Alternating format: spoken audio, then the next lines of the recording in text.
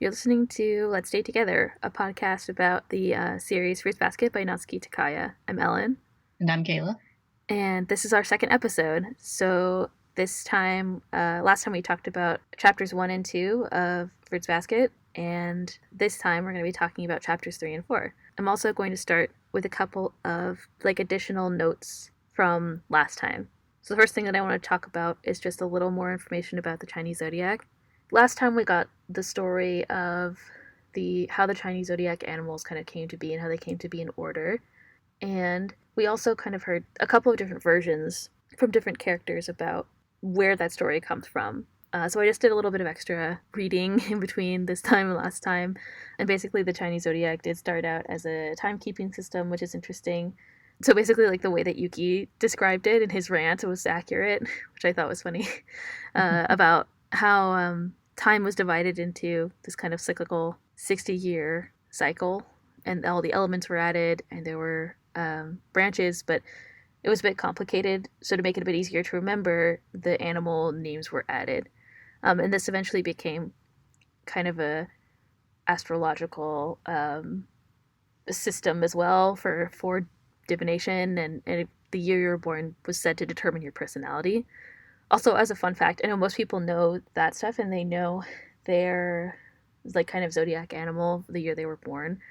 But also, according to Wikipedia, there's more than just kind of the year, and there are also signs for the month, the day, and hour that I guess that you were born as well. Kind of like how there are different signs for the positions of different planets when you're born in the Western zodiac as well. So I thought that was interesting. I didn't know that until I looked it up. I also looked up the ornaments. So in the very first scene, Toru comes across Shigeri's house, and he's setting out these, I guess, like painted zodiac ornaments to dry.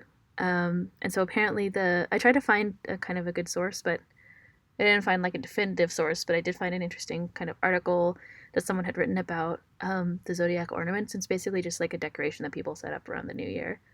So I thought that was cool too. It all makes sense, but I didn't really know any of those things or either of those things before I looked into it. Also, we talked last time about how the animals of the zodiac, the Soma family is possessed by the vengeful spirits of the zodiac. And I think we didn't touch on it in our recording, but Kayla, I know you asked me before if that's translated specifically from the Japanese version of the manga. So I did look it up, and the word that they use to describe the possession is Mononoke. So you might have heard that word before. I think a lot of people have. But I also did a little bit of research about Mononoke. So what it says in the text in Japanese is that the members of the Soma family are possessed by the Mononoke of the 12 spirits, the 12 animals of the zodiac.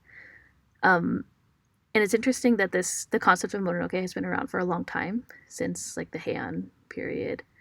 And back then, Mononoke were thought to be kind of these invisible spirits who caused illness and death by possessing people. Like, there's something that you couldn't see, but then of course you could, if they possessed you, then you could sense them and feel them. And they were thought to be the spirits of dead, kind of vengeful dead, and also people who were alive who were fueled by anger and jealousy. So, like, for example, if you were jealous, your spirit can then leave your body and possess somebody else, which is interesting. They were also sometimes thought to create natural disasters and epidemics. The thing that I thought was interesting about this was that Mononoke were thought to create illness in people who they possessed. So I think that's kind of an interesting link to Fruits Basket. Like, maybe they're possessed by these vengeful spirits. Of course, this is a more modern take on that, but I do think that it's interesting. Maybe it says something about the character of the curse, that it's almost like, I don't know. Gives you the animal transformation sickness. Yeah, basically. Well, that's what the vet is for the hospital, right? Yeah. It is no ordinary curse. It's no ordinary curse, that is true. So I found an interesting article. I think I might put it... So the source for that is I just looked it up on Wikipedia, but also there's this book that I found called the Ashgate Encyclopedia of Literary and Cinematic Monsters. And there's a short section about Oni and yokai and Mononoke, which was cool. And then there's also a really interesting article called from Japan Echo, which is like a translation. I think it's a translation company, but they have a blog or something called Understanding Mononoke Over the Ages. And it was like this really in depth, if you're like interested in the, um, like not only the history, but the meaning of the word Mononoke itself, it had a really interesting like description of the kanji and the meaning of the word and how it developed as well. So I thought that was really cool. So I'll put that in the show notes. That in particular I thought was interesting. Those are just a couple things I want to expand on from last time. So let's start with chapter 3. So in the Tokyo Pop edition that we're reading, there are these author notes that were added. They're definitely removed in the Yen Press ones, but it's funny how I think you pointed out before when we were discussing this that Yuki and Kyo are like super skinny, even though they're really intense. Like they're both able to fight and they're into martial arts. But in this note in this chapter, Takaya talks about how she likes the like scrawny aesthetic. So it's funny how you pointed it out, and there's like immediately a comment right after that, which is funny. So yeah, I think that explains that. I think that changes a little bit as the style changes over time. But it'd be funny if someone drew them like super muscly like they should be. I mean, they are also like kind of they're teenage boys, so maybe even if they're strong, they're just like not fully grown yet. I don't know, whatever. I understand, but I also think it's just an aesthetic choice as well. So in chapter 3 proper, we open in the kitchen, and Yuki compliments Toru on how much she's cleaned up the kitchen, which is like looking spick and span now, as opposed to being full of garbage like before.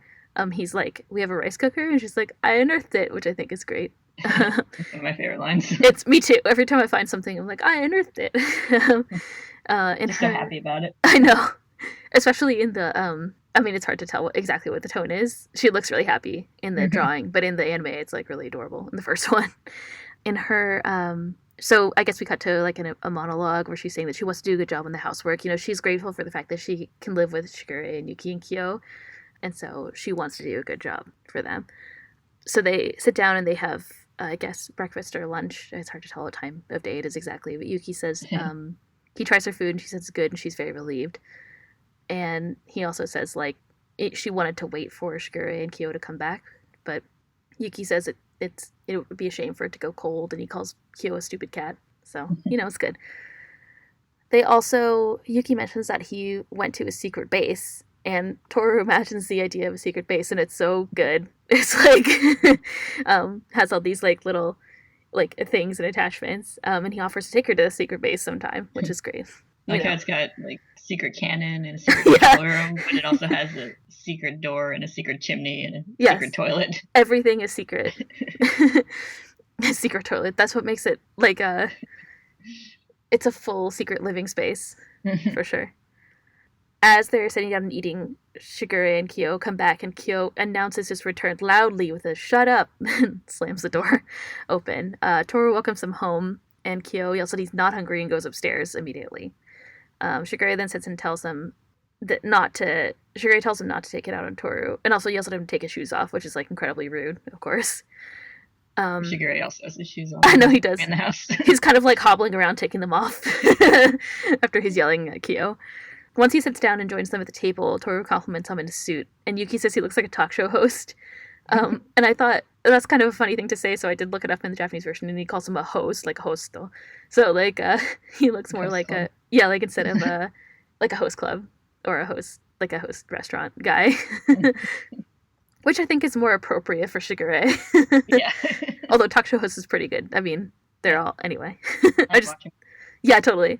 He'd probably be a good talk show host because he's kind of I think he's good at reading people. He'd probably be really annoying. He'd get entertaining interviews. I think so. He'd be kind of like Graham Norton or something, like really sassy and I don't know, for sure.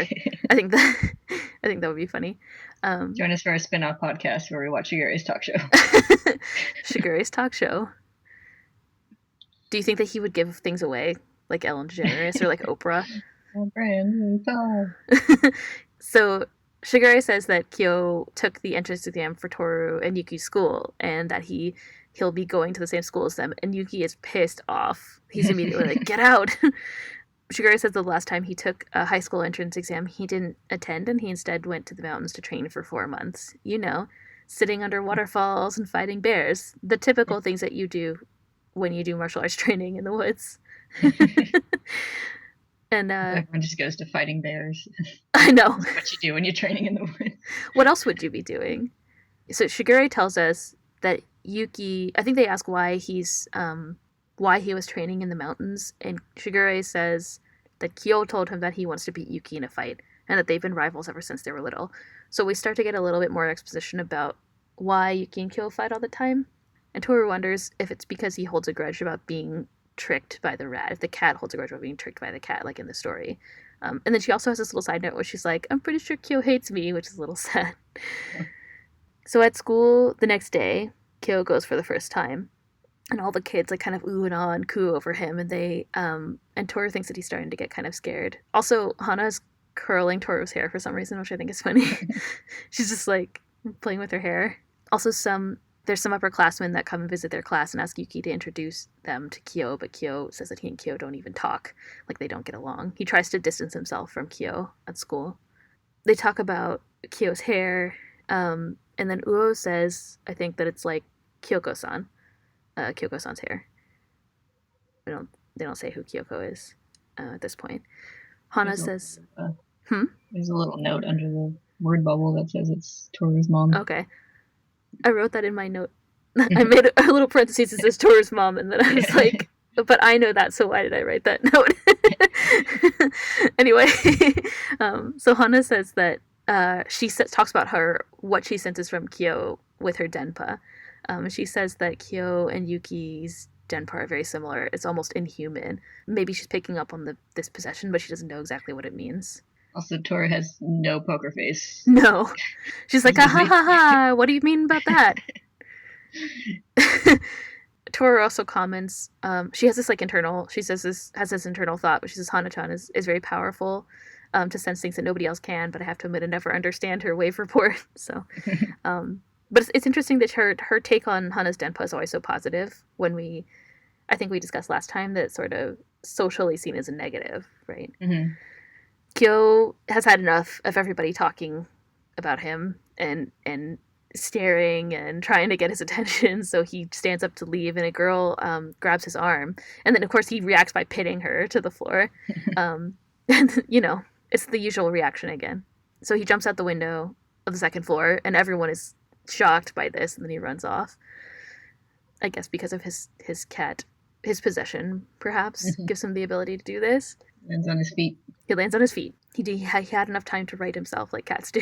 Yeah. Just to spine around. Yeah, exactly.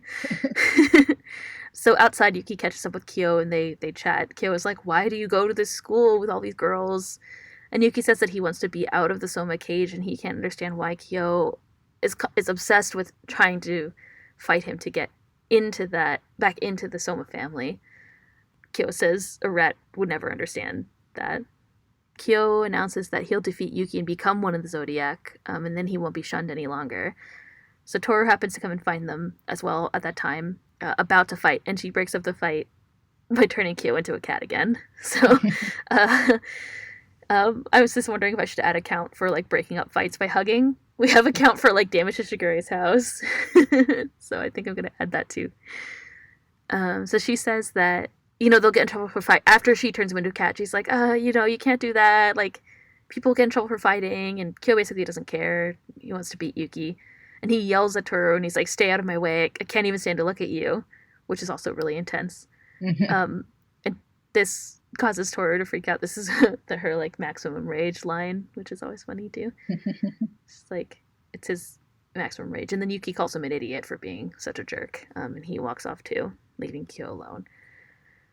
Back inside the school, Toru is sitting on the floor.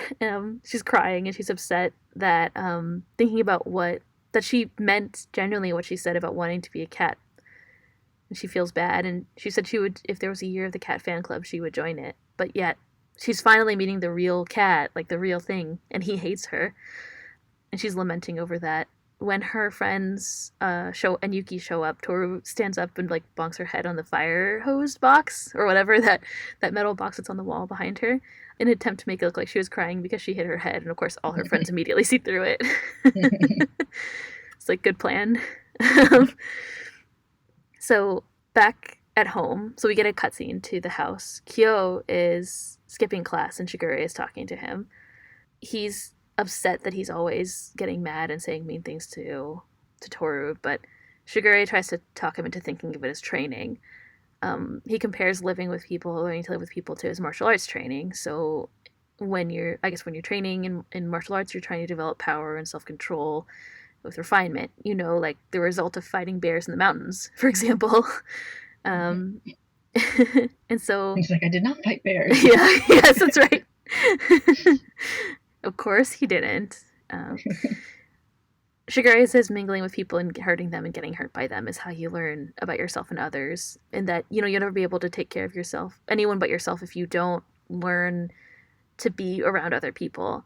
He also says, for the sake of the girl that will one day tell you she loves you, don't run away, keep training. And Kyo is like, as if like that's never gonna happen. And he's like, well, I'd ask her if she was sane if someone told me that. Yuki returns home just in time to announce that Toru has gone to work and that he's going to pick her up. So we cut to Toru walking home from work. Kyo says he's going to pick her up. So Toru is walking in the woods, walking home from work. She's kind of still debating about what happened at school and how she thinks that Kyo doesn't like her and what she should do about it. And she gets this kind of internal pep talk with her mom in her head where she's like, what should I do? And her mom is like, be yourself, So she hears a noise and is startled, and she thinks it's like a creeper pervert in the woods, like they warned her about. And so she hears the person getting closer and closer, and she turns around and smacks her, like hits whoever's behind her with her bag, and of course it turns out to be Kyo. And they both freak out internally, and she's like, how do I explain that I thought he was a pervert? And Kyo is like, wow, she must really hate me. So they have this like really awkward apology exchange. Toru announces that she just hit him with her bag. Yeah, she did. She's like, I hit you with my bag because I thought you were a pervert. He's like, She's like, but then it's just you. Yeah, in this exchange, Kyo asks for her to stop calling him Kyo-san, just to call him Kyo-kun. And he's like, so she calls him Kyo-kun, and then he's like, what? And she's like, I was just trying it out. And he's like, don't just try it out. Like, he also yells at her again. Then he awkwardly apologizes again. And this is when he awkwardly apologizes, and she explains that she awkwardly thought that he was a pervert. And this exchange continues where eventually she's like, I would never be mad at you. How could I be? I love you, and I've always loved the cat from the zodiac. I want to be born the year of the cat. And then she's like, I want to be friends. And already, again, like what Kyo has this inner monologue of remembering what Shigure said. I thought this was interesting because I think it's kind of similar to the setup with Yuki remembering what Akito said in the first chapter, or the second chapter, where, I think it's the second chapter, where Akito told Yuki that nobody would want to be close to him because of his curse. And then immediately Toru finds out and she still wants to be close to him. She also asks if she can be his friend. In this situation with Shigure, it's the same, where he said, like, well, someone might tell you that they love you one day, and Kyo's like, whatever. And then later that day, the same thing happens, right? Yeah, it's showing how Toru's starting to kind of break down their preconceived notions about themselves and how they relate to other people. Exactly. And he also says that being the cat isn't that great, and then they proceed to walk home together. She thinks internally that he's more awkward than most people, but he's nice deep down and he's very sincere. At the end of the chapter, it's breakfast the next day, and Shigure teases them about walking home together. He's also like KSSING, of course. And it's kind of an awkward exchange. But then Toru feels good because she thinks they're becoming friends. And that's the end of chapter 3. So, chapter 4, Toru announces that it's autumn, so I think maybe some time has passed. The accident was in May, I think she says in the beginning. So May, June, July, August, September. Yeah, so like maybe it's September or October now. And they've all changed into their long sleeve uniforms, which I feel like if it was September, I guess depending on where this is theoretically supposed to be in Japan, it'd probably still be pretty warm. So I'm thinking a little bit of time has passed. But yeah, Toru announces that since it's autumn, they should play cards, and they play a game called Daihinmin. So we'll talk about this later in our discussion, but I'm gonna just continue with this summary. So Kyo because I think there's something to say about it more. So yeah, Kyo says that he doesn't want to play, but Uo convinces him by shit talking, and like challenging him to play with them, and that the loser will do all the cleaning. So of course he's super into it because he's super competitive. Sorry, I was looking at the page of the manga. And there's a little box at the bottom that says, for rules on how to play Dai Min, visit tokyopop.com and click on Fruits Basket. I bet Wonder if you can still find those rules. I bet you can. I didn't look, actually. I looked for rules, but I just also looked at it on Wikipedia. I remember looking at that at the time. Yeah, I remember trying to learn how to play it when we were, high school losers. For sure. Well, yeah. We were losers always. We were just also losers in high school. Yeah. That's why I specified. Yes. There's it's supposed to be similar to Precedence, and I don't understand either of these games. I read the rules again for Dai Min today, and I was like, okay, I kind of get it. It always looks complicated whenever they have it show up in a manga. Yes. And there's all these intense changes happening. Yeah. Game. Apparently there are a lot of extra rules. So there's a rule, like Hana later says revolution, which is it's not a baseline rule, according to Wikipedia at least. I don't know. So yeah, like Kyo plays something and it was yelling at him and he's like, it's in the rules. Yeah, exactly. I feel like it's kind of really intense hearts.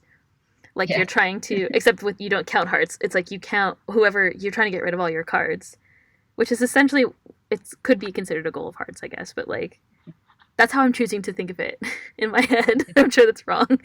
Super intense hearts. super intense. And there's ranking and stuff too, which you don't have. You just get points. Anyway, so Hana's playing with Toru's hair again. So this is the second time in 2 chapters that she's playing with her hair, which I think is funny. There's also a little note about people. There's a author note about people not understanding Hana's denpa. So hopefully we explained it well in the first episode, but if we didn't, just leave a comment and we can talk. I can do a little more research about that too. But yeah, anyway, I thought that was funny that we talked about that, and then it's also in the notes. Yeah. I think I also said it's common in manga as well. That was kind of the impression that I got when I looked it up last time. But then maybe not. Maybe it wasn't as much at this time. I don't know. I guess it comes up in some things because the author notes something about it being in a video game. Yes. Yes. No, if you haven't read the Tokyo Pop version, you haven't read all these notes, it's interesting to note that Natsuki Takaya loves video games. Half of the notes are just I've been playing this random game, and half of them we probably never heard of. I've never heard of most of them. I think they're mostly visual novels. Maybe. I think that's the impression I got, but I could be wrong. You might be right, but they're definitely not. It's not they're widely available games. Sometimes they are, but most of the time they aren't. There's a huge amount of visual novels that never get translated. Yeah, for sure. For sure. Meanwhile, in the hall, some girl is confessing to Yuki and he turns her down, and she tries to hug him, but he physically stops her. He grabs her head to stop her, and the girl says that Yuki is nice, but he keeps rejecting people. And she's like, I get it. It wouldn't be right for you to have just a normal girlfriend because you're so special.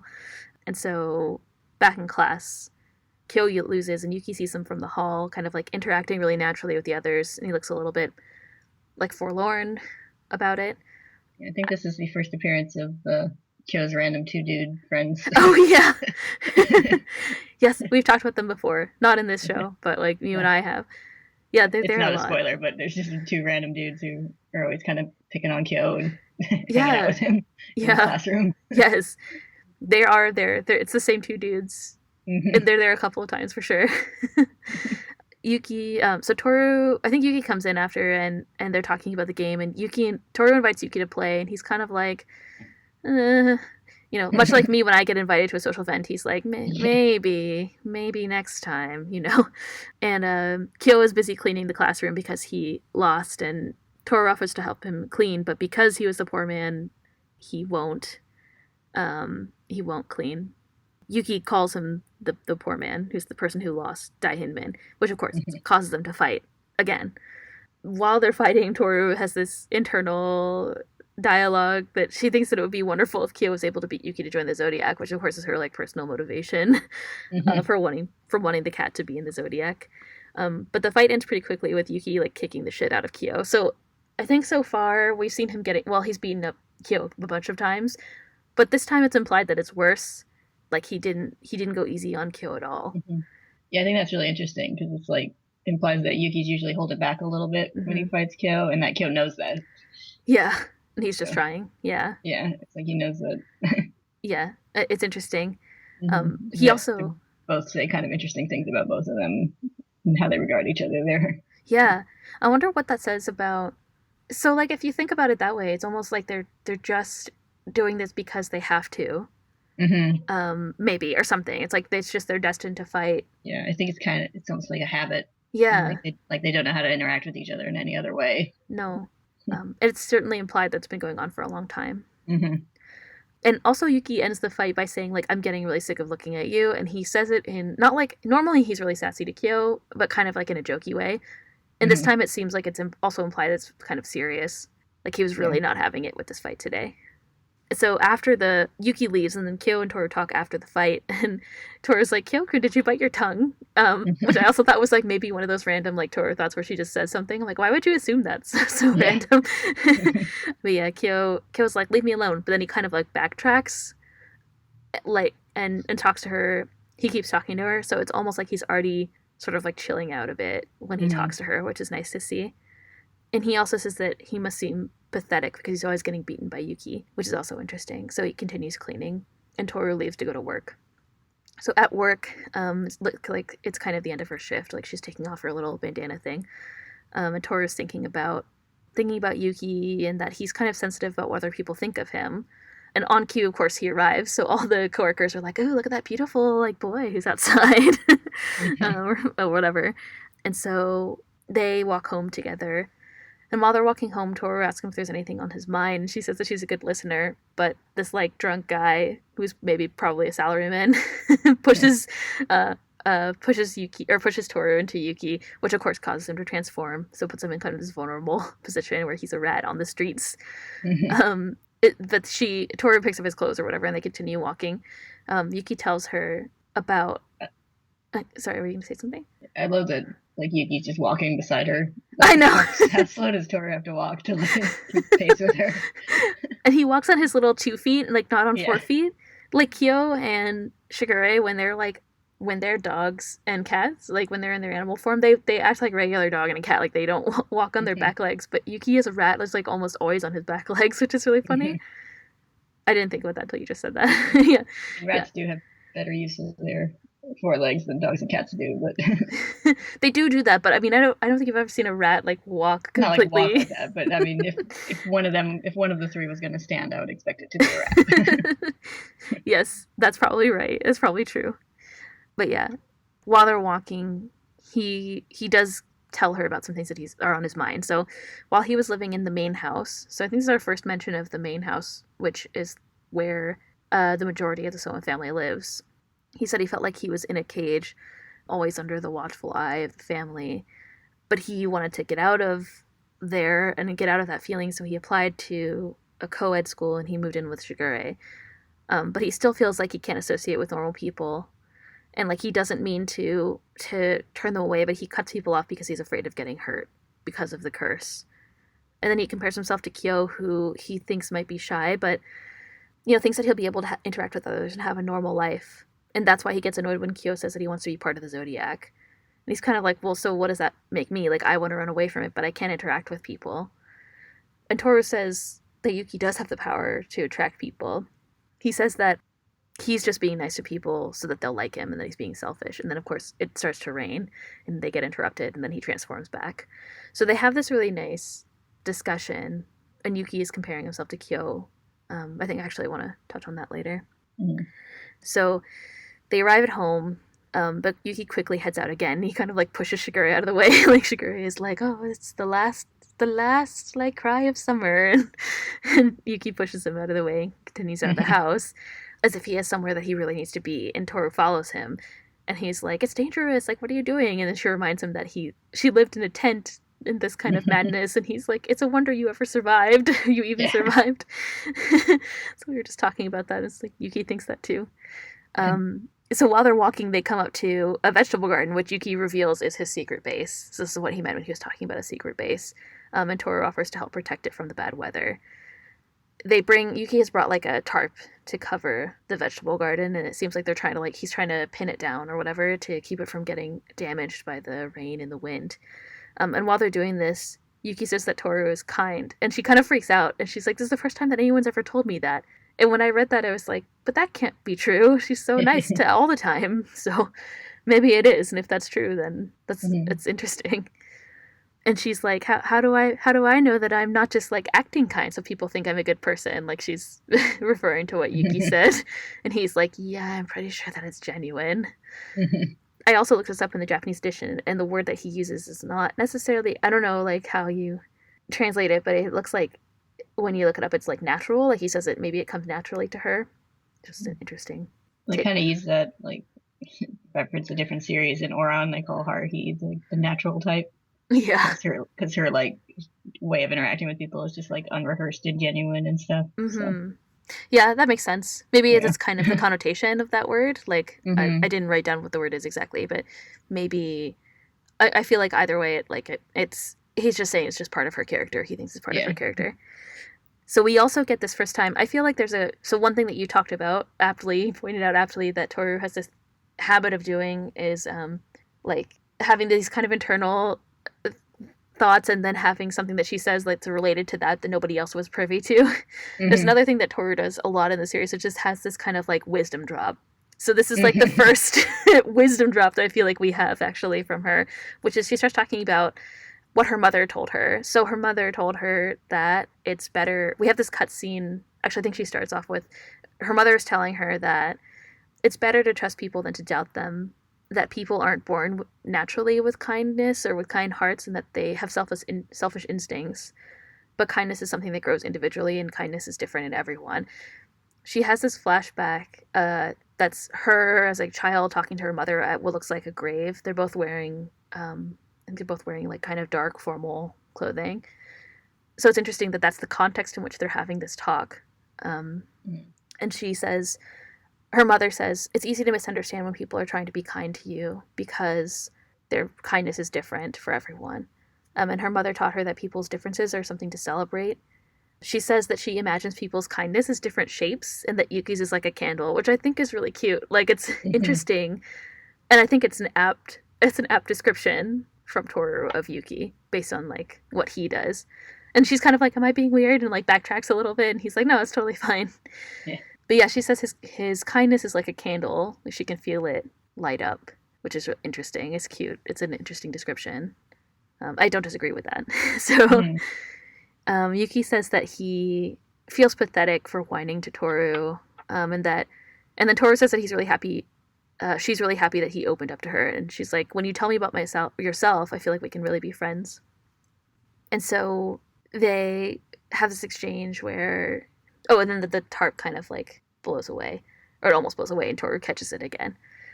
And so they manage to tie the tarp down. We go back in the flashback where they're at the Toru's at the grave with her mother, and her mother says that Toru's mother encourages her to believe in people and that doubting people is easy, and that should be Toru's strength.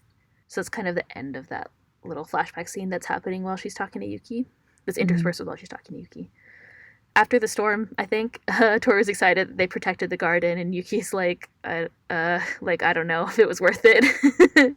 um, but she asks if anything's ready, and Yuki says maybe the leeks, and she starts contemplating things to make with leeks. And Yuki says at the end of this discussion that he'll join in Daihinmin next time. And he says, "You were all having fun. I felt a bit ashamed. I want to be able to get along well with others." And Toru encourages him, and she's like, "Ooh, and Hana are great, and I'm proud to have them as friends." And she thinks that Yuki would be really good at the game, and that her friends would love a challenge. And Yuki smiles, and it's the most adorable smile, Hmm. maybe in the whole series. and and I just, it's like the inverse of his like really creepy "I never said I was going alone" scene in the first chapter. Yeah. It's really great, and Toru actually comments on it. Like I wrote that note, and then I went back to reading it, and Toru says she feels like she's finally seeing his true smile, and that if he could smile like that at school, it would be great. So it's as if he could act naturally like that in person, that would be great. Hmm. So at the end of this, we cut to this horrified face of Kyo looking at the food that Toru made, which is subtitled "leeks and liver." And I looked at that. I looked at the dish, and I was like, "That doesn't look like leeks." So I did look it up, and it's actually Chinese chive. It's like they translated the word for Chinese chive into leeks, which is like whatever. It doesn't really matter that much. But I thought it was interesting. It's actually called nira, which is a different vegetable. In case you were curious, I don't know. I was curious. I also kind of googled it to see if it's like a common dish, because I'm like, why would you just group like leeks and chicken liver together, or like liver together? And it turns out Yeah. I didn't find like a good source, but I did find like an NHK recipe that was for this, like for something with Chinese chive and chicken liver. So maybe it's like a common dish. I don't know. But Kyo also says that he hates onions and miso in addition to leeks / Chinese chive. And then he's complaining loudly, and Yuki forces him to eat it. And Toru wonders if hostility is the only thing that they share, which I think is a really funny line. She imagines this alternate universe where they're like apologizing for misunderstanding each other, and they're like, let's be friends from now on. And then she's like, maybe that's not the best. Her thoughts are interrupted by the doorbell, and she goes to answer the door, but it seems like no one's there. But after she's just about to turn to go back inside, and from behind the fence, a shy young woman with dark hair appears and calls out to Toru. She introduces herself as Kagura-sama, and she asks if Kyo is there. And that's the end of the 4th chapter. Yay! Dun dun dun! Yeah, we are introduced to Kagura, so we'll get into her next time. So that's what happened in chapters 3 and 4, which was a lot of stuff. I think it was nice. We got to see Toru and Yuki and Kyo develop their relationships with each other a bit, which is nice. I feel like Shigure he's like being their pseudo-parent, and that's kind of like all he's doing right now in the story. So far we've been introduced to Toru, Yuki, and Kyo, Shigure, Hana, and Uo as kind of like main characters throughout all of this, through these couple of chapters. And we get a little bit about Hana and Uo, and we get almost nothing about Shigure. Like, he's clearly living there. He took Kyo to school. Like, he's kind of being their, like, adult. Yeah, he's just there, so we're not like, where are these children's parents? Yeah, exactly. Like, who's making sure do you do that when you, like, go back and look at stuff you, like, read or watched when you were a kid, and you're like, where are the parents? What are these children doing? Who's watching them? I know. Actually, I don't think about it that much because, like, I remember when we were reading Harry Potter the first time, my mom was like, yeah, children's stories are always, there's, like, kids that they're alone, and, like, that's how they are. Yeah, a lot of times there's, like, a plot point, like, oh, they're orphans or whatever, but sometimes kids are just, like, randomly, like, it's like, do they live in this house alone? Where are their parents? Yes, I feel like there's always, like, an explanation, but sometimes, like, no. Or they're just, like, constantly alone all the time. I mean, even in like, Harry Potter, they're at school, but, like, 90% of the time they're alone, so... They're technically supervised as far as they're at a boarding school. Yeah, I was about to say they're technically supervised by prefects or whatever. There's a slightly older child there who's there to make sure you don't do anything stupid. Anyway, this is a podcast about Fruits Basket, not about Harry Potter. Podcast about unsupervised children. Yeah, it's definitely a podcast about unsupervised children. That is 100% true. There's so many shows you could do that you could call it a podcast about unsupervised children. The Unsupervised Children podcast. Starts with, like, the Boxcar Children. Yeah. Anyway, okay, so here are the things that I wanted to... let's start with some of the, like, overall topics that I noticed. And chime in if you notice them too, I guess. So first of all, there was no extra damage to Shigure's house this time. So our damage counter did not go up, which I thought was going to happen, but it didn't. So we'll see. It will. It will. It still will. Also, I added a new counter, which was for fights broken up by hugging, which is 2. So I think that's also going to go up too, which is why I added it. And then we also got, speaking of fights, we got some background about why Yuki and Kyo fight. So kind of like the main crux of the reason why they fight is established. Like, I think in the first 2 chapters, we maybe as an audience assume that they fight because they're like the cat and the rat. Like, it's just, that's how it is. But we also get this motivation that Kyo says he wants to beat Yuki so that he can join the zodiac. Like, he can be part of the family, right? Yeah. Which explains why they call them an outcast in the first chapter. Yeah. And you'll see a little bit more on their, like, interpersonal motivations beyond the outside thing, because it's like the things they want are, like, completely opposite of each other. So part of it is just them, like, not understanding each other on a fundamental level. Yeah, Yuki wants to grow and get out of this situation that he's in, and doesn't fundamentally understand that why Kyo wants to be a part of that. So that is established. Another thing that I noticed is that they eat together a lot.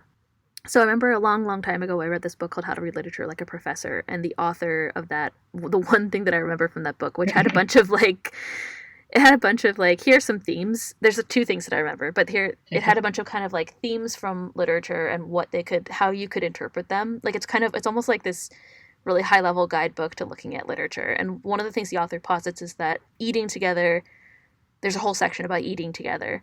And that because it's so intimate and kind of ritualistic, sharing a meal with people, authors tend to use that to demonstrate relationships and development.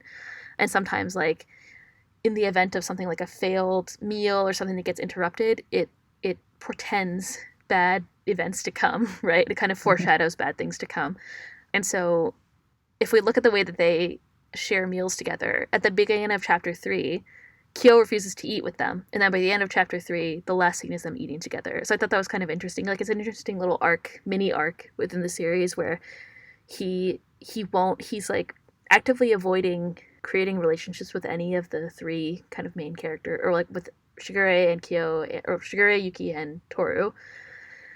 And then at the end, he's finally kind of warming up to them and like getting more comfortable being around them. And it's still like awkward. It's still a little bit awkward. Like they have this little funny exchange where their dialogue is kind of mistimed and misinterpreted, and it's really funny.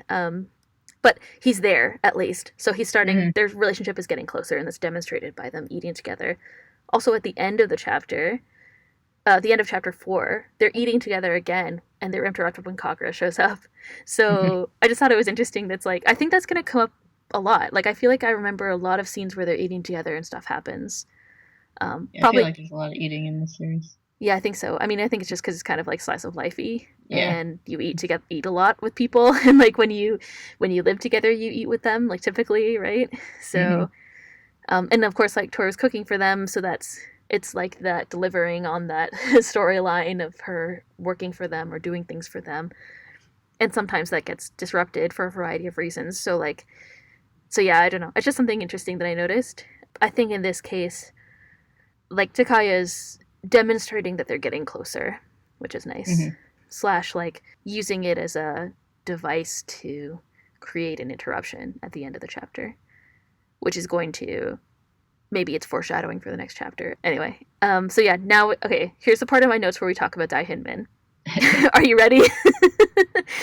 So we did talk about it briefly like a couple minutes ago when I was going through the summary of the chapter, but so Daihinmin, it's a game. It's a card game. Sometimes it's also called Daifugo, which is it's the opposite. So like Daihinmin is the poor man. Daifugo means like rich man, or like extremely rich man. I usually see it get translated as rich man, poor man. Yeah, I've noticed that too. It comes up in different series because I've seen it in at least one other series. Yeah, you mentioned Oron, I think. Yeah, they play it in Oron.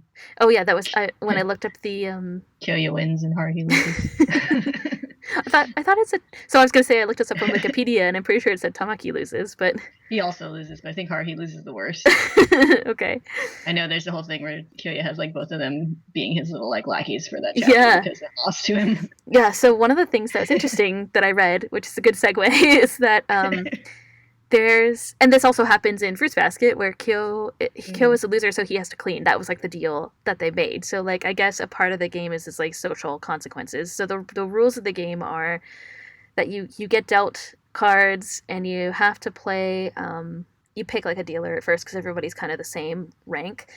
You have to play to get rid of all your cards first, and the winner is the person who gets rid of all their cards first. The loser is the person who isn't able to get rid of all their cards, I guess. And like you can play, it's described as tricks. So like you can play groups of cards. You can play like a single card, and then everybody else has to play a single card. If you play 2 cards, and everybody has to play like the same value or higher. It's like this whole, I don't know. Listen, we talked about this earlier. I don't know exactly what the rules are, but the interesting thing is that every round, your placement, like your rank might change. So if you're playing by the traditional rules, or like I guess the Japanese rules, like because there's another, apparently Precedence is a similar game. Like often people talk about them being similar, which is another game where you get rid of cards and you're ranked. In Daihinmin or Daifugo, you also, at the end of each round, you might stand up and reposition yourself at the table in rank order. So there's also like a physical consequence to this game. And then in some cases, like there are social consequences, like the loser has to do something. So for example, like Kyo has to clean. Tamaki and Haruhi have to in Oran, they have to do something for Kyoya, you said. So apparently that's like it's not unheard of. That's like a common thing to happen. Sometimes, like I think it said on Wikipedia that people the poor man might have to go get drinks for the rich man or something. Like seems like they kind of like make the wager ahead of time. Yeah, I think so. For sure in the anime they do. In the things that we've looked at, these two examples, then they do. So I think this is interesting. And it's going to come up again. I think they play again later. Yeah, I think they do. I was going to say when, but I guess it's technically a spoiler. Yeah, it's okay. Well, later. They definitely play later. Also, like, I'm not sure. I think there might be maybe this implies some deeper symbolism.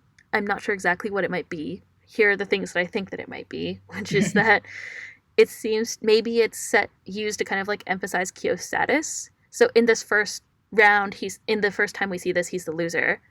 He keeps talking about how he keeps getting beaten over and over again. Like, even at this card game, he can't win. Even against Yuki, he can never win, right?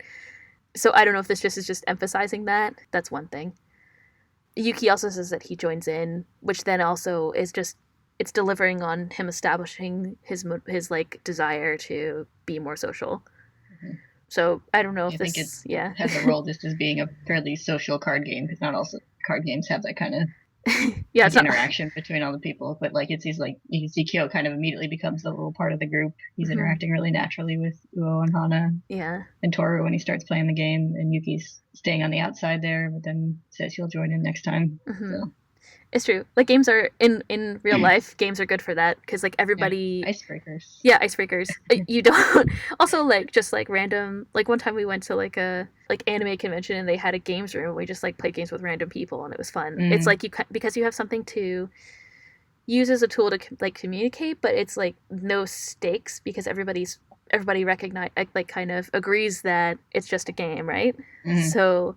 It's like, well, yeah, like Kyo, like we're gonna bet to get Kyo in this, and then like if he loses, he has to do the thing. Like it's just, and then they get him involved, and he's fine, and he's not like the last time he was at school, he ran away, right? This is the second day, so they're like, oh, if we get him involved in this, then he becomes part of the group, like you were saying. Yeah, and it's not even just like Toru's little friend group because there's like other people watching the game who are like teasing him in a friendly way afterward. His two friends, you pointed them out. His two friends. I wonder if they have names. I don't know. I think there's an author's note about that way, way later. I feel like I'm having a flashback. Anyway, we should look. Having deja vu. I'll try to pay attention for that. I'm pretty sure it's like way, way, way late. There's like there's a part where she goes through a series of all these like different characters that aren't mentioned as much. Yeah, I think I remember that. Yeah. So we also have Yuki's garden as something that came up. I think that like the scene between Toru and Yuki at the vegetable garden is really interesting because they have this like deeper conversation about some of Yuki's personal motivations, and we get that sort of like the wisdom drop, as I called it. So there's a lot going on there. I think like maybe the garden, I think this could serve a couple of things. Like on the surface, it just kind of demonstrates his character, like a part of his character that we haven't seen before. Like he's depicted as someone who pushes people away. He's not interested in, and he reveals that his reason for that is because he's scared, but he's not interested in developing relationships with people. But the garden is interesting because it's kind of like you have to be very devoted to and nurturing to get to have a nice garden. So I think it just demonstrates something about his character that we haven't gotten yet. It's like another side of him. And he also keeps it a secret. Yeah. And I think just throughout all kinds of media, I feel like a character who seems kind of standoffish and not close with people, a lot of times they'll show them caring for a plant or an animal to show that they have a softer side and they like do care about things. I feel like I see that a lot. I agree with you. And I think in this case it clearly demonstrates almost like the thing that Toru says, like his kindness lights up. Like he can devote himself to things, but he just can't devote himself to other people at this point in the story. He can't show that. He can't be vulnerable around other people. And then I think also maybe it could be like a deeper metaphor. Like he does want to grow those relationships. I think like when you have like imagery of garden or whatever, it's a something where you're starting things, right? Yeah. This is the beginning of his growth as a character, perhaps. Yeah. And a lot of times the plant the person is caring for becomes like a symbol for them. I'm thinking of the movie Leon right now, which is a really out there comparison, but they show the character Leon with the plant, and then toward the end of it, the plant is directly like a symbol for that character. Interesting. I don't know if you've seen that movie. I haven't. That's okay. I'm just gonna let you go with it. It's not very relevant to Fruits Basket. That's okay. It's a kind of plant metaphor that I see a lot, and it's just the one that pops in my head. Yeah, I think you're right. I mean, I can think of like another sort of a plant metaphor from a show that we both know, which would be like Pushing Daisies. Yeah. Like he can bring things back. The main character is able to bring dead things back to life, so he uses that power to bring like fruits back to life, basically, for his pie shop. Yeah, and he also has that kind of like he's very quiet. Caring for his dog is kind of shown as since he's kind of weird with people, but they show him caring with the dog, and I think the dog is sometimes kind of a metaphor for him too. For sure. Digby. Yes, Digby. It's because of his superpower. Like he doesn't. Yeah. He's like weird and different, and so he keeps that hidden away. Like it's very. Yeah. It's not dissimilar to Yuki. Actually, it's pretty good. I'm proud of myself. That's all I have to say. To pull back another series from like the early 2000s into this. But yeah, it's things growing is also a sign of change, or like a symbol of change. So I think we're just getting that beginning now. Yeah, and he makes his announcement that he'll join in on the card game next time while he's tending his garden. So. Yep, exactly. I think that's all good evidence for that as a metaphor. The other interesting thing is Toru's mother's advice. So it's also from the same scene where they're trying to take care of the garden. And I think that I was thinking about it after I read it, and I think that Toru's mother's advice is it'll come up again. And I think it's kind of like it's almost like the author's voice. It's like this layer of things that you might like that you should be that you're meant to interpret from some of this. So like Toru's mother says that you should accept the differences of others, and acknowledge they may be different from you. And I think that this is starting to build on this overall theme. Like many of the characters here are like they're like others. They're different from normal people. They position themselves that way. Like Yuki says that. The girl says that about him. They call Kyo an outcast. They all have these, like, multiple of them have superpowers, basically, right? Toru's friends are a little bit, they seem to be sort of, like, separated from the other people in their class a little bit. So this is kind of building on this overall, like, one of the overall themes that people are different and that you need to, it's okay to acknowledge that and accept them for who they are. And that being someone who can accept how other people's differences is important and valuable. Yeah, I think that's a strong theme for the whole series. For sure. Along with the, specifically, like, everyone's kindness is different. Yeah, for sure. Yeah. Let's make a note of this and talk about it again later, because I think we'll be the things that we're positing here will be a little bit clearer with some of the other, like, we'll get more. I think we get Toru's mother's advice again later. So we'll see if we can build on that theory. I'm just positing this as like a theory right now that specific type of content in this relates to the themes overall in the story.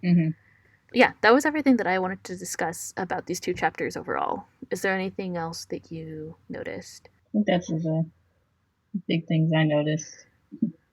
Okay, sweet. That weren't spoilery. I have other things to say that are spoilery. So, okay, sweet. In that case, if you want to stick around, we're going to talk spoilers after some music. Also, thank you all for listening. It's a pleasure to talk about this series that I enjoy so much. And so if you stick around, we're going to talk some spoilers. Next episode, we're going to discuss chapters 5 and 6. So we're getting to the end of Volume 1. I think that's going to be the end of Volume 1. Yeah, I know. Woo! And you can also find us, if you enjoyed this, you can rate and review and subscribe on the podcasting of your choice. You can find us at staytogetherpodcast.com, staytogetherpodcast on Tumblr, and you can also email us directly at staytogetherpodcast@gmail.com. And you should tell all your chums and all the people that you meet at the bar about this podcast and share it around. Tell your mortal enemy. Yeah, you can tell your mortal enemies too. All right, that's it. We'll see you next time. Bye. Bye.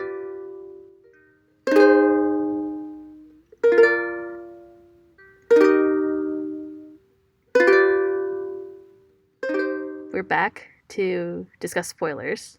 Are you ready to discuss spoilers? So ready to discuss spoilers. I'm more ready. I feel like I'm more ready to discuss spoilers than like regular stuff. Sometimes I'm about to Yeah. say something and I'm like, oh, I have to stop talking Mm-hmm. now.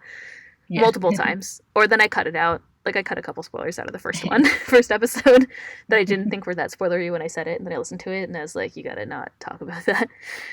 Um, okay, here are my spoilers. So, in chapter 3, Toru says that she thinks that Kyo hates her. Like, there's this kind of, it gets subverted at the end, but that's something that is on her mind a lot. And I think it's interesting. Maybe she's picking up on something. Like, maybe he's acting out because of this, still having that guilt around the accident. Like, I wondered about that a lot. He's frustrated about a lot of things, but he really yells at her for no reason a lot. Yeah. So I do think the like I can't even stand to look at you. Yeah. Thing is an interesting way to. Yeah. So mean for no reason. Like she's just out there trying to be like, guys, don't fight, and then he's like, I can't even stand to look at you. It's like, that's like beyond being mad, just being mad about something. And like he refuses to eat with them. Like he refuses to spend time with her, basically. And then eventually he starts to come around. Like Shigure is like, you need to chill. Yeah. So I don't know if that's why. Like she's definitely picking up on something more than just like what he says. And the fact that she leaves, like he yells at her so strongly that she reacts and leaves, I think is like really intense because Tora doesn't normally like things don't often phase her. Like they do sometimes, some things do. But like he's yelled at her before. He's like raised his voice at her before. So there's something about what he says that like really causes her to feel guilty. Maybe it's just like, or like not guilty, causes her to feel bad about it. Like maybe it's because it's been building up, or maybe just like the way that he said that specifically. But yeah, I don't know. I wonder if this is also just like a manifestation of that guilt. It starts to change a little bit. Yeah, I don't know. That was something I noticed and picked up on this time as I'm trying to pay attention to like some of the way that he acts specifically related to Toru because he was at the accident, and that was something that I noticed. Shigure references training in the woods again, so they talked about it last time a little bit. And it sounds like the way that he says it, Kyo told him that he was training in the woods so that he could beat Yuki. But of course that we know that he like if you've read through the series, then we know that he ran off to the woods because he like couldn't deal after the accident. So it's just interesting that's like he's also created this story around that.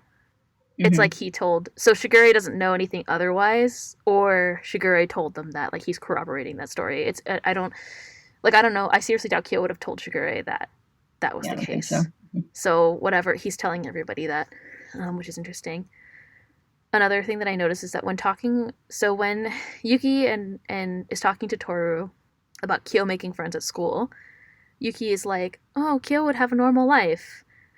Like I think that if he was fine, if he wasn't cursed, he'd have a normal life or something. He says something like having specifically about him having a normal life, as opposed to him, being so like cut off. But then I'm like, maybe he doesn't know about the cat's room. Like, does he not know about that? I think they do. I think they just kind of pretend it's not a thing. Yeah, that's true. Because I think there's a whole thing, like way later on, there's a bit where Momiji says something about like how they all just kind of accept that that's the cat's lot in life and not think about it, and he's going to stop doing that from now on.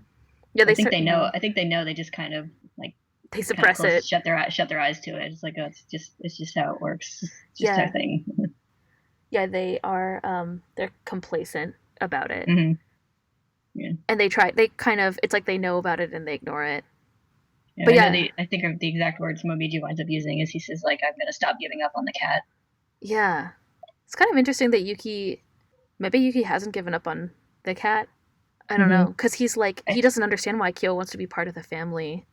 I wonder if that's like what he means. Yeah, there's some. I think they do kind of not necessarily care about each other, but have some kind of understanding of each other and concern for each other. Like they know they're going through shit, because there's like one of the parts in this chapter when Shigure is talking about like Kyo's like motivations for something or whatever, and Yuki just kind of like shakes his head and goes like, "That idiot," and it's kind of the way you might do where like when you find out your friend is doing something stupid, for some stupid reason, Yeah, for sure. It's not like it's maybe positioned as they hate each other, but like I think their relationship is more complicated than that. Yeah, Like you get the first little bits of the complicated relationship here, but you get a lot of that in the series later on. Mm-hmm. Yeah, especially I think way later. But like, Yeah. I just thought it was interesting that Yuki said that. Maybe he is just kind of like not thinking about the cat's room, or maybe he's thinking like if he wasn't in that situation at all, he would be. Yeah. His personality is more like he would be. I think in that particular line, he's thinking like if both of us were to suddenly not be cursed tomorrow, Kyo would be fine and I would be fucked. Yes, exactly. Yeah. Or like nobody would want to. People still wouldn't want to be friends with me. Yeah. It's more like he's better than me. Yeah. So we actually start to develop this like envious relationship they have of each other. Mm-hmm. Like Yuki is envious of Kyo's personality, and Kyo is envious of Yuki's position in the family. So we just get that dichotomies kicked off now. Mm-hmm. And that comes up with Yuki as part of his development later on when he's like starting to befriend Kakeru. Mm-hmm. There's a point where he gets mad and kind of snaps at Kakeru, and he realizes that part of the reason he's mad is that he's reminded him of Kyo because of how easily he gets along with people. Mm-hmm. Yeah, you're right. Mm-hmm. You're definitely right about that. Yeah, there's like a whole thing where there's definitely they're driven by like they want opposite things and they want what the other already has. Mm-hmm. So, yeah. So they can't understand why the other one isn't happy with what they have. Yep. Oh, that's true. Mm-hmm. So Yuki also says that he's just being nice to people so they like him in that one part, but I don't really buy that. Like, I think he is nice. I think Toru's description of him is more apt, where she's like, you are kind and people like you. Mm-hmm. He just doesn't see that himself. This is just setting up his kind of like his, I can't think of the word, like insecurity about himself. Because, and it's like, it's based on all of the abuse from Akito, right? It's all like insecurity that was all fed. So he's still. Yeah, Akito and his family both like, you know, his family even like call him selfish for not wanting to. Like to live at the main house? Be abused by Akito, basically, when he's a kid. They might, his mother, that's completely something I would believe. Like, specifically call him selfish, so I think he's got this idea that he's just like, he's selfish. A terrible, selfish person, and anything he does is for terrible reasons. Mm-hmm. And so Toru's starting to subvert that a little bit. She's like, I think you're kind, like, I think, and that also comes from the garden scene. I still think it's crazy that, that this can't be the first time that someone called Toru kind. Unless her friends, maybe they kind of play their feelings really close to the vest. Like, I'm just trying to think about the later chapters when we get like her backstory with her friends. Maybe they just don't really say that specifically. I think a lot of the people Toru's interacted with, kind of not her friends, but like family and other people that she's interacted with, kind of take her for granted. They're very dismissive of her kindness and stuff, and so it's possible like no one's ever really thought that way. And then when she did make friends with Hana and Uo, they were both at pretty bad places. So it's possible that they weren't really going to be like, "Oh, you're so kind," directly to her. I love you so much. Yeah, you're right. You're right. They probably aren't capable of expressing how they feel about her at that point. Yeah, and then now they're all just friends, so it doesn't need to be stated. No, at least that's how they would probably think. Probably. Well, it's not like you walk around being like, you're so kind all the time to like your friends. Yeah, like you know. Ellen, you're so kind. Oh, thank you. You're so kind too. I have a friend who's like, another friend who's like super, super kind. Just is super nice all the time. And I'm always like, stop being so nice. Like it's overwhelming. I feel like Toru's kind of like that. Like like her friends probably just don't say it. But yeah, it's interesting that she like freaks out when Yuki says that to her. I feel like I describe her doing things as freaking out a lot. Sometimes it's like scared. Sometimes it's like, in this case, she's like, wow, like no one's ever said that to me before. Like it's like she's amazed. She's amazed that someone would think that about her. She's not used to direct compliments because a lot of times when they say whenever someone says something positive about her, she gets all like blushy and hand flaily. And flaily, yes. And then she immediately also tried to dismiss it. Like she was like, maybe I'm just doing it for attention too. Ha ha ha. Yeah. Oh, which is something that I wanted to talk about because it's interesting that she says that. Because later there's the whole reveal where she speaks the way that she does because of that's how her father spoke. Like she's being polite. It's like you could boil it down to her being polite for attention, right? So it's interesting that that's also something she says. Like, I don't know if it was intended to be like an allusion to that. Yeah. That aspect of her personality causes her a lot of guilt later, though. Yeah, I think it's... So it's dismissed right away by Yuki, but there could be some truth to the way that she thinks about herself. The other thing that I think so. We talked a lot about this like garden scene. I think it's kind of it's the most like maybe metaphor rich and interaction rich part of these two chapters. Like I feel like I skipped a lot. Like there is the part where they're playing Daehyunmin, but it's really not like, it's just kind of the consequence of that is what's important, because then it causes Yuki and Kyo to fight. But the scene with Toru and Yuki at the garden, there's a lot going on there. And I also said in the earlier section that maybe the garden scene is a metaphor for like Yuki starting to develop socially. But I think the fact that Toru is there helping him protect it is also like an allusion to this relationship that they have that develops through the series, where he sees her like a mother, like he sees her kind of as a protector, which is why I want to talk about this in this like spoilery section. And also, it becomes a metaphor again when Ayame is introduced, because they both go to the garden, and then Ayame is talking about like creating things as a. Yeah, they have that in common because he's a designer. Yeah, so it's not the first time that's going to be kind of a metaphor for Yuki's a lot of his life feelings, and interactions with other people and things. Well, and also Machi and the fertilizer. Yeah. Machi asks what he wants, and he says he wants fertilizer. Yeah. Which is like, she takes it literally. It is literal, like he means it to be, that's what he wants, but what he wants is the ability to grow and interact with other people, right? Yeah. So yeah, it does. It's a setup for this continued metaphor of him as a gardener. And Toru helping him too and protecting him. Like when she's helping him protect the thing, I also thought about the time where Akito comes to school and she like pushes Akito away. Yeah. Like she's constantly protecting them, especially Yuki from Akito. Yeah, so. It's also interesting how the way Toru helps him with the garden is like protecting it, and then Machi helps him by like nurturing it with the fertilizer. So yeah, that's totally true. Yeah, so you could read some metaphors into that. Yeah, I think so. And then Yuki says, or no, it's not Yuki. Toru also says in this scene that she feels like she's seeing his true smile, and maybe it would be good if he could do that at school. And I'm hoping that will come back with the student council. Speaking of Machi. I think this is definitely like foreshadowing of that, because he's like, so he says like, I'm going to take this one small step outside of my comfort zone and try and start interacting with people by just saying he's going to join in the card game next time. And he wants to, the student council is like his big step outside his comfort zone later on, where he's like, this is a thing I'm not comfortable with, but I think I need to do it to become a better person. So. I think so. And he also, like, when he joins, it's not just joining the student council, but also like the people who are in the student council, it's like way outside of his comfort zone. Yeah. Like they're all completely crazy. And they have all these interesting relationships. Like, it's like the ultimate phase of his growth. Yeah. Because I think, like he wouldn't have been able to tolerate the student council and grow as he did there without the growth from being friends with Toru first. For sure.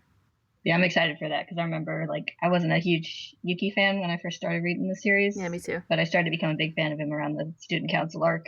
And now I'm fond of him even looking back to the older stuff. But I remember that's when I started really liking him as a character. There's like a phase, like I love Yuki as a character. I'm going to preface that, what I'm about to say with this. But like there's a phase where he's such a creep. And I remember like some people think and I think it's probably, I agree that like he's construing his feelings of affection for Toru with like romantic feelings. I'm thinking this is around like when they go to the hot spring, it's like kind of in the middle of the series. It seems like he's trying to act in a way that's romantic, but then that feeling sort of goes away. Like it dies off. I think he realizes what her relationship was really like. Yeah. With him. So, and after that, he starts being less of a creep. Like once around like the middle of the series, I was like, okay, sweet. Once he gets kind of into the student council, that feeling goes away. So that behavior. And he's not trying to be creepy. He just doesn't know what to do. Exactly, totally. And it's so as a younger person, as a more judgmental person, I was less comfortable with that. And now I'm like, okay, like you can see the full arc at the end, and you can see how like if once you've read and you understand his past too, like you can see how it's not like he's trying to be a creep. It's not like in these he's trying to be standoffish. Yeah, you know exactly why he acts the way he does at the beginning, and I really admire him as a character for his growth. I think he has one of the more profound character arcs in the series. Yeah, he's a very rounded, he's a round character, as opposed to some of them, but in particular him. Very skinny character. Yeah. Yeah, he never gets muscles. I think Kyo does. Momiji does. Yeah, Momiji does. So funny. Oh, so many things are going to happen. I can't wait till we talk about Momiji speaking German and then he never speaks German again. Yeah. I think he uses like one word here and there. Like, Yeah. I think he like always refers to his mother as Muti, Yeah. but not as much as he does in his first introduction. Yeah. Yeah. It's hard to translate stuff. I get it. I don't think he does in the first anime. I wonder if they'll change it for I don't think so. this I one. think in that scene he just doesn't say anything. Yeah. Yeah, I don't think I he feel definitely like doesn't speak German. I don't remember, yeah. actually. I feel like German is a hard language to speak. I feel like especially coming from a language like Japanese, so If you're a probably Japanese voice been actor. a challenge for the voice actor. Yeah, for Yeah, I sure. wonder if they'll put that into the new one. I don't know. We'll find out. We'll Very see. soon. Very soon. Yeah, we will find out very soon. Oh, they finally released. They announced the launch date. It's like April 5th. So for us, it'll be April 4th, I guess, Japan time. I don't know when. I don't know how soon after. Like the. So they announced. I saw like an a announcement. Week or something. I don't know. I know some places, some sites will do that. Maybe. It's like if you pay, you get it right away, and if you don't, you get it a week later or something. I'll pay. It's fine. I'll have to look it up. But also, well, like I tried to look it up the other day, and I don't know. Like I didn't see how they're releasing it, and like the Funimation like release date wasn't announced. That was the release date that was announced for Japan. So I don't know what the North American one is yet, but we'll find out. I'm sure we'll find out shortly. Yeah, I mean, we know it's already going to be translated since they're doing the theater. They already dubbed them, I think. Yeah. So yeah. On that note, that was everything. That was everything that I wrote. That was like spoilery that I want to talk about. Is there anything else that you noticed? Oh yeah, another thing in that, like when Shigeru is talking about like training to interact with people, and he talks about like how like hurting people and getting hurt by people is how you like learn about yourself and other people. And I think that comes up a lot later on with, especially when you get like flashbacks of different characters, some of the older characters, like the whole thing about them like getting hurt or hurting someone and realizing that they hurt someone, and it's kind of their like awakening for kind of developing as a person. Like I'm especially thinking of Ayame. Oh, I was just thinking that too. Like he, like the girl, I think I can't remember. Yeah, because there's both like him. I think that was a specific thing. There was like a girl he rejected really nastily in high school, and he was kind of perplexed that she was so hurt by it, and that like stuck in his head. And then like later on, when he was like afraid of being rejected by Mine, he realized like exactly how much that hurt, and it also led to him kind of realizing how much he had hurt Yuki in the past and stuff. But yeah, I feel like the whole like hurting people and getting hurt by people is part of the like normal human experience. Is something a lot of the characters have to learn. Yes, it's how you learn to be a good person for sure. Yeah, and they've been so secluded because of the family's lifestyle that they like their main source of learning is like the younger characters, like Toru is kind of a person that they interact with who they hurt, and then she's always very like kind and understanding, and that they need to learn that how to act around other people. And then for the older ones, like yeah, you're right, you get these flashbacks like Yame with the girl in school and Mine, and then Hotori and Kana and Mayuko, actually really maybe more so than Kana. And like, and I think Kureno and Akito, maybe. Yeah. And I think some of the ones that are a little more developed to start with, like Momiji and like maybe Kisa, like they've already been hurt pretty bad by outside events. Yeah, definitely. So they've already maybe got a jump start on there. Because like, like Yuki and Kyo have been hurt, but mostly by internal family stuff. Yeah, even like, like with Kisa and the bullying and whatever. She gets, we kind of get her in like the middle of that. Yeah. Turning point. Like she learns from that, and then she also learns to overcome that. Yeah. And then it makes her a more empathetic and caring person, or like her recovery from that, I think, makes her a more empathetic and caring person. And like there's that scene way late in the series where like Kyo kind of like has this like little flash that she's like Toru, and stuff like that, and Hiro too, I think. Yeah. I didn't realize I'd forgotten how early like Kagura is introduced. I know. The first few volumes are really just like Soma after Soma after Soma. Yeah. Well, we gotta meet all the like whatever 13 or 14 or 15 or 16 or 17 or 18 like main characters. Which is why it seemed so weird, like reading it the first time, that like the couple that took a long time to be introduced. Like you're like bam bam bam with the main ones, and it seems like it takes forever to meet like Rin and Kureno. Yeah, they're kept. Kureno especially is kept pretty late. Yeah. I think for plot reasons. Yeah. And Rin too, I guess, actually, because there's so much around. She's an agent of change, and so that has to be introduced much later. Yeah, they're both heavily involved in the whole curse breaking storyline. So. Well, then there's Momiji, but then he's introduced right off the bat too. Maybe like a couple chapters in, or a couple volumes in. I think he's in the second volume. I think he and Hattori. They both come in at this culture fair. Yeah. Yeah, you're right. But I think Katori's story gets more focus. Much later. Yeah, exactly. So yeah, we're just, I don't know, we're building it up. We're meeting all the characters. Next time we're going to talk about Kagura, which is going to be fun. I'm excited to be able to up my Shigeru's housebreaking counter. That's going to go off. Yeah. I'm excited to look at Kagura as a character too. Yeah. She's another one of those ones that got more development later on in the series. So she's not one I ever really thought too much about. Same. I never first time through. I also never really felt like too strongly about her one way or another. Mm-hmm. At least until later when she admits to herself the way that she feels about Kyo, like that she kind of pities him. Yeah. But of course, like she has her motivations too. Yeah, I think you're right. It doesn't come up until a lot later, so. Yeah, it's forward to going back and looking at her. It's like on the just like everybody in the series, like on the surface they seem like some way, and then they have a lot of other kind of motivations underneath and things that I don't know, things that are like in their character, like in their, when I say character, like I mean their, you know, their personality character, like that are in their like core of their personality that are being suppressed or like kind of acted on by something. Like even Toru, you know, she's seen as being like super happy-go-lucky and like and like polite and cheerful, and all of that has like these darker motivations too, just like everybody. So it's interesting.